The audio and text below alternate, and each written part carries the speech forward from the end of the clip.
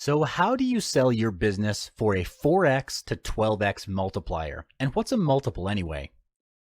A multiple measures some aspects of a company's financial well being, determined by dividing one metric by another metric. The metric in the numerator is typically larger than the one in the denominator. A multiple works in a way that it is a measurement of risk. The inverse or reciprocal of a multiple shows the current return on an investment.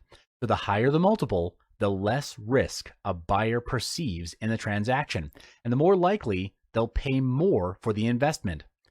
For example, the inverse of a 4x multiple is 25%.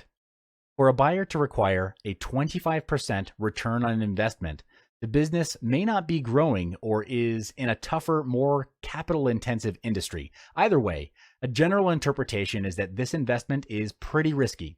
In comparison, the inverse of a 12x multiplier is, get this, 0.08%, meaning that the buyer would be willing to pay 7 times only if the investment is much less risky. Okay, how to evaluate your business. A multiple is calculated as multiple equals performance metric A over performance metric B.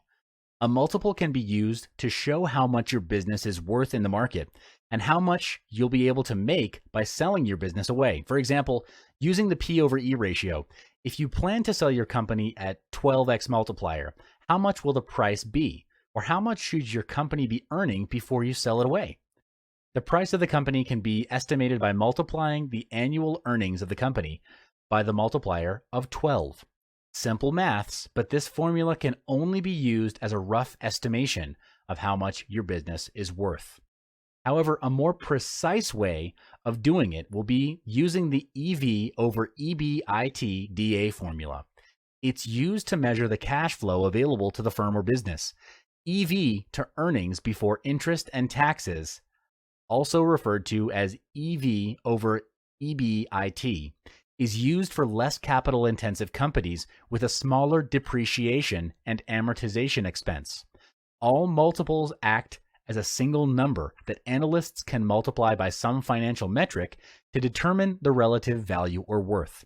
With the EV over EBIT DA formula, you'll be able to make comparison between you and your competitors who are doing similar types of business. After the business valuation, chances are your business is not worth as much as you expected it to be, or your business does not have a healthy earning history. So in the long run, the company might not be able to earn more than what you're already earning now.